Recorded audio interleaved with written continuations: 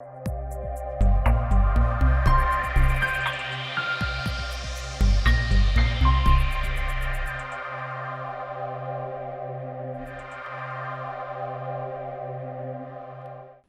students, I am Bindu Shiprasad from Sri Guru Krupa Vidya Sankul.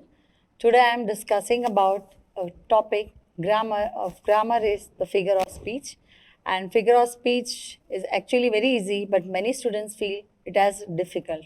But today we will discuss few points. I have taken here simile and two examples I have shown here. We will start from simile. Simile actually is a figure of speech where we have seen comparison done between two objects with the help of word like and as. See the example. She looks like a doll, or he is as brave as a lion. Yet two objects, she and doll, has been compared. Both the objects are compared with the word like. Next me, he again compared to a lion. He is compared as a lion. That's why it is known as simile, because as word they are taken in between. If you have no doubt, though, we can see the next one is metaphor, because both are similar type of figure of speech. In metaphor, if we compare metaphor with simile, both has been comparison done in the figure of speech. But in metaphor, one difference is that here, without like and as, we compare both the objects. For example, I'll give you.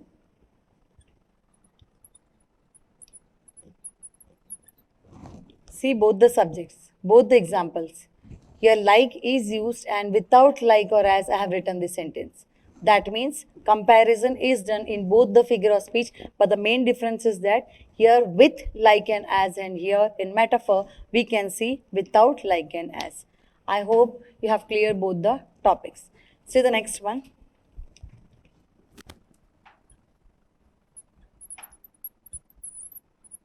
Personification we will see. In this figure of speech, an object is compared, and non-living thing object is compared to a living thing, because the object is personified here. Personified means we are giving a quality of a living being, a living quality. For example,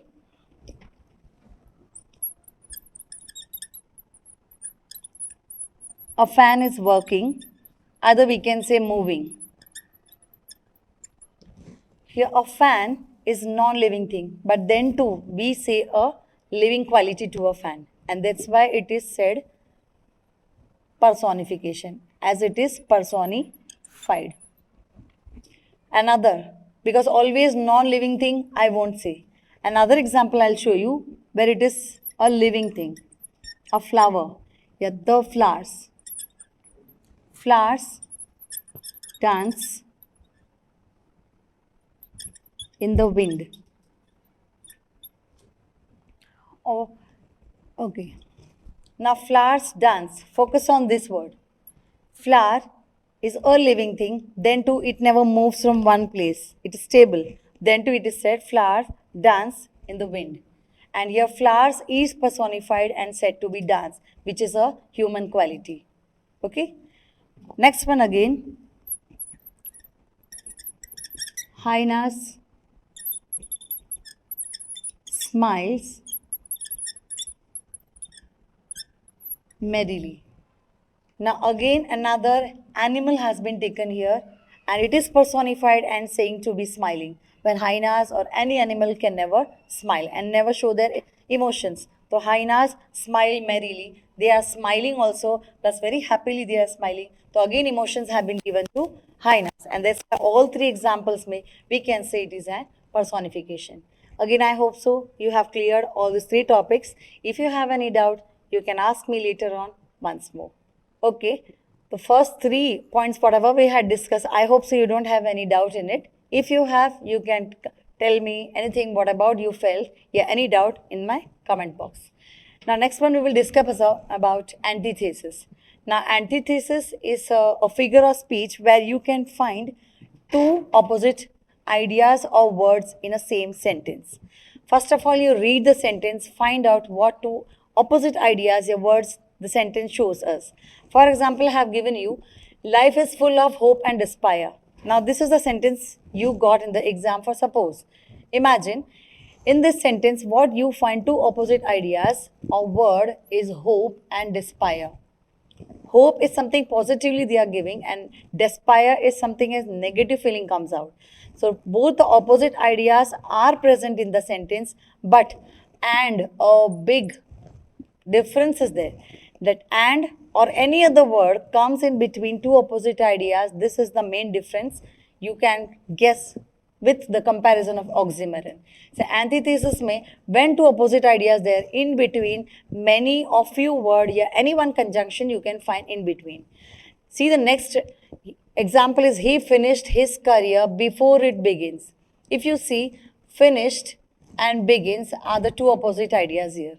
Now two opposite ideas here words you can see in the same sentence line but many words are there in between and this is what antithesis. So anti only means opposite and thesis means words. The words where opposite are there in the same sentence. Now see the next one, oxymoron. Now in oxymoron, I have given you one sentence, she made a sweet moan. Now these are also two opposite words but given together. And here, just now I said many words, yeah, one single word will be there in antithesis and the next in oxymoron you will find both the opposite words together. Sweet is again something positive feeling and this moan is negative one. One more example I would like to show. Life is a sweet, bitter pills. Here see this word, sweet, bitter. Again sweet shows something positive feeling and this is something negative feeling we are getting. Now life is a sweet bitter, this is fact and fact. Then two, we can understand in this antithesis, two opposite ideas are there in between many words you will find. In oxymoron, two opposite ideas are there or words are there but they comes or lies together only. The next point will be tautology. Just focus on this word. Tautology is the same, we can say synonym. If you want to know what they have given in the sentence is the same repeating word, the ideas are coming out same of all the different words. You can call it as tautology. For example, if there is a sentence they have given, she is very much sad, disappointed,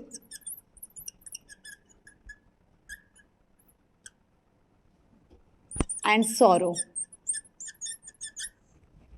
Here all these three words, for example, just see here, sad, disappointed and sorrow.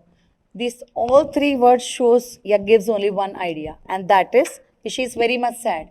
In this sentence we can find, they are deeply talking about whatever subject they wants to tell us. For example, sad, disappointed and sorrow shows how much sad she was, she is that time. And now, again another I would like to share one sentence.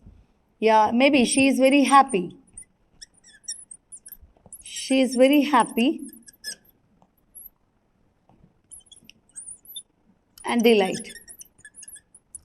Maybe if two words also are repeating in the same sentence, you know the idea coming out is same and that's why we can call it as tautology. So all these 3 points, right? Just again, we will do the revision. Antithesis. In antithesis, we had seen two opposite ideas or words present in the same sentence and between them words will be there and in this way we can understand this is antithesis. In oxymoron.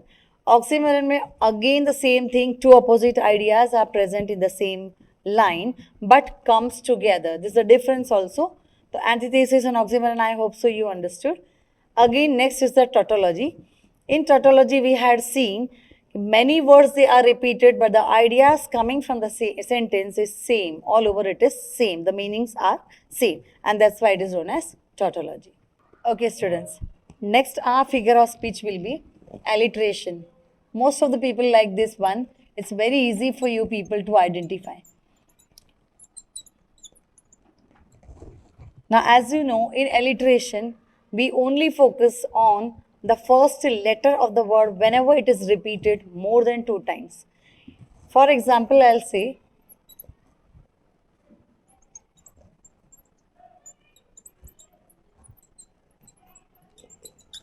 further the sentence are there, not to focus on the next sentence, another whatever continuation may. If you see this half of my sentence what I have given, she sells seashells on the seashore.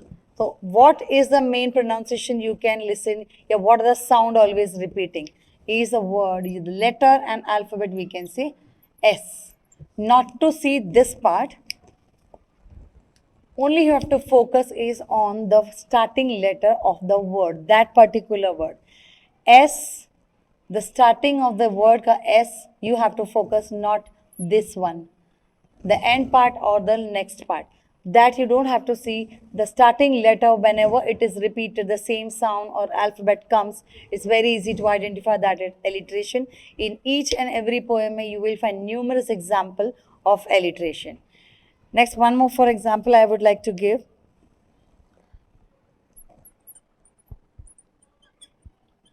Be aware of the beast. Now see the alphabet B, when it is repeated, again only 2 times it came, then too you can say that is alliteration. So alliteration may only focus on the consonant word which is repeated maybe 2 or 3 times in the sentence, in the starting or beginning of the word, you can identify it as alliteration. Our next will be repetition.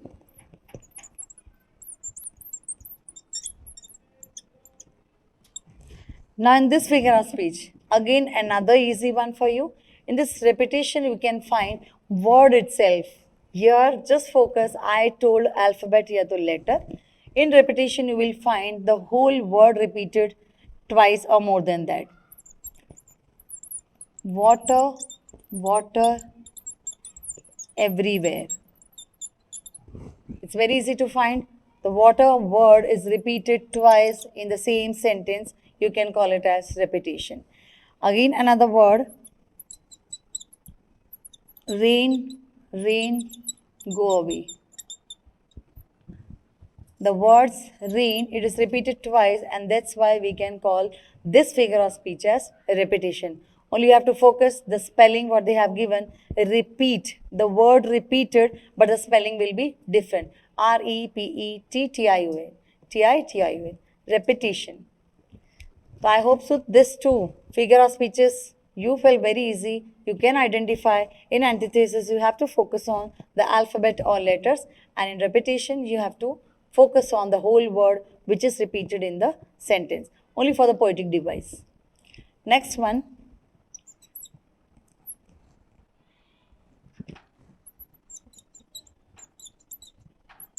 Onomatopoeia.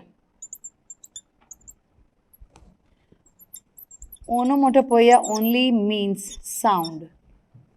And in this sound, whatever sound the sentence shows us have given us in the sentence for poetic device, or maybe to focus, to attract us, to tell us what the sentence tell about that object or animal, maybe bird, anything it might be.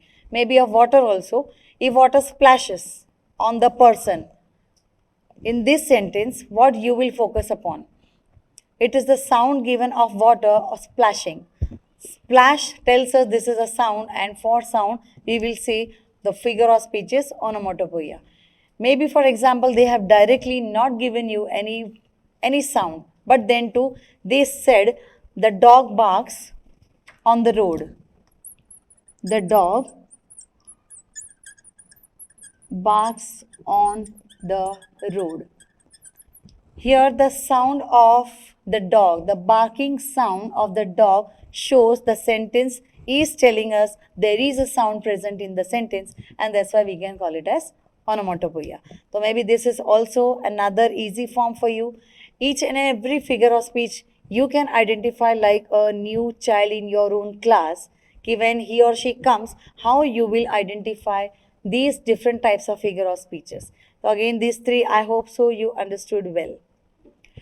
Next we will go to Synecdoche.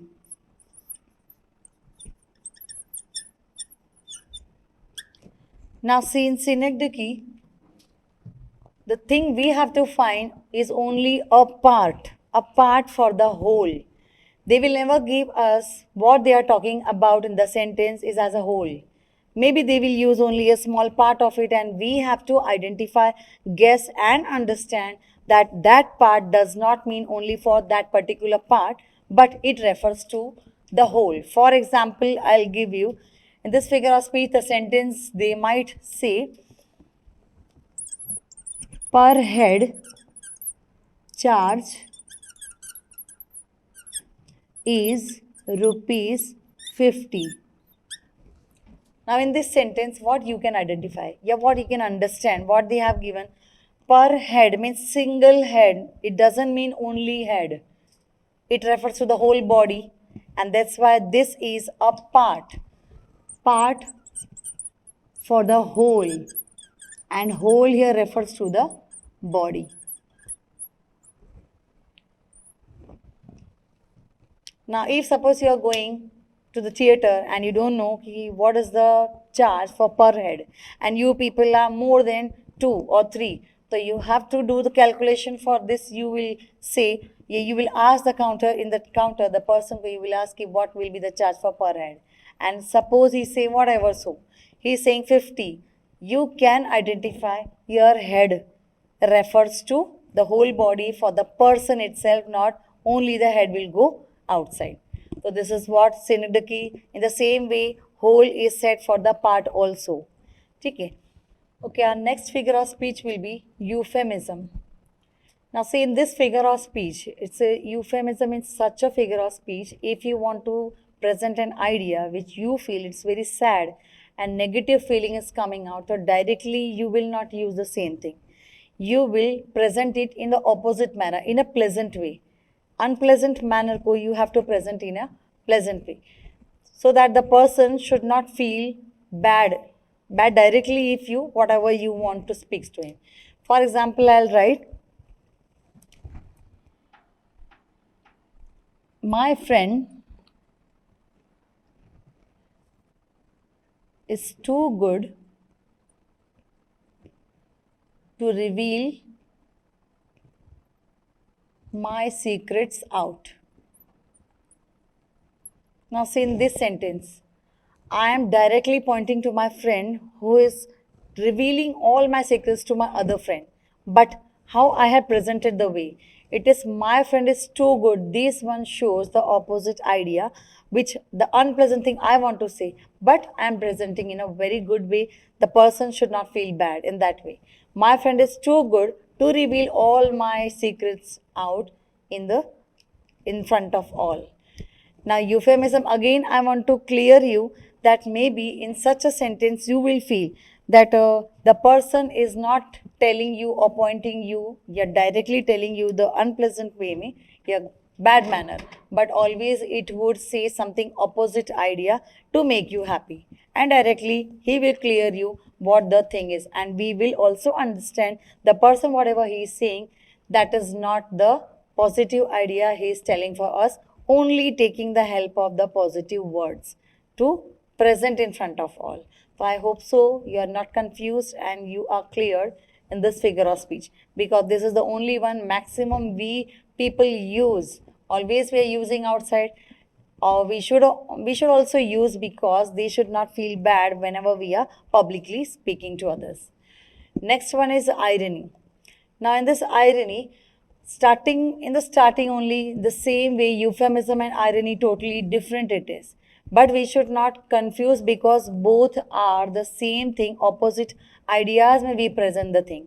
Like in this figure of speech, what we expect, whatever we expect what will happen, but exactly opposite happens in this. Whatever happening is going on, it is exactly opposite. As if I say, in this figure of speech,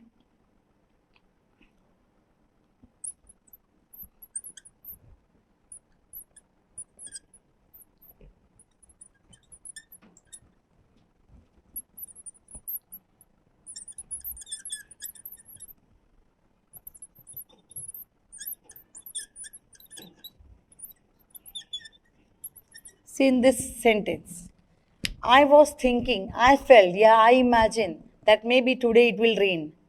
But instead of rain, slowly when rain started, and after that what I had seen, unexpectedly, suddenly there was a huge hailstorm. hailstorm, that means again it has been done something wrong, because I was only expecting rain because that was enough for my purpose, for what I was waiting for. Later on, what happened? It started a change, a transform into hailstorm. Because of that, what happened? I know, maybe it was too much for me, because only till rain I expected something else also happened. And that's why we can say whatever happens unexpectedly, in such a case, in such issue, we can call it as this figure of speech, we can give the name irony. So euphemism, again I want to say, euphemism may you will present the idea in a pleasant way, but actually it is unpleasant. In irony, we can say whatever we were expecting, out of that something more happens, and in the opposite way only. So both are clear, I hope so. Next we will come to litotes.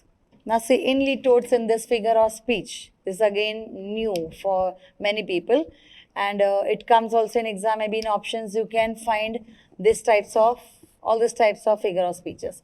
Litotes, in this figure of speech we can find many negative points, negative word they will give.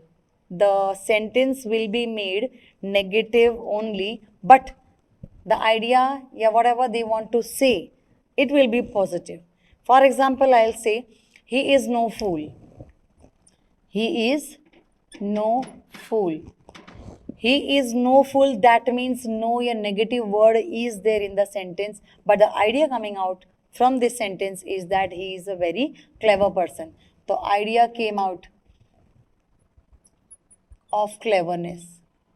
So this is something negative, but presenting is positively. Another of same sentence. So I'll tell you, she is not, she is not a bad girl. Now again negative sentence came, the not word showed this is a negative sentence. But what is the idea coming out from this sentence? Just see the meaning, the focus on the meaning of the sentence. She is not a bad girl. This shows she is a good girl. Now this is again negative sentence, but the idea coming out is positive. Now in this sentence, I think this is clear, this part is clear. Litotes may always negative word you will find, but the presentation, the idea coming out is always positive. Next is our internal rhyme, and always you can see this one in the poem for the poetic effect, and for to produce more and more effect, they can again and again produce the same kind of pronunciation inside the sentence. For example, in one sentence only, without dividing the sentence, same sentence may you will find same type of sound. For example, I'll write, cattle fight for the battle. Now here my sentence finished, and we can see two types of words rhyming with each other in the same sentence. In one sentence, if the same pronunciation, same rhyme comes out, we can call it the internal rhyme, because internally, in the same sentence, we can find a same type of pronunciation. I hope you all understood. If you have any doubt, if you want to know more about the same, any other figure of speeches, you can contact me in the comment box. You can send your messages. Thank you.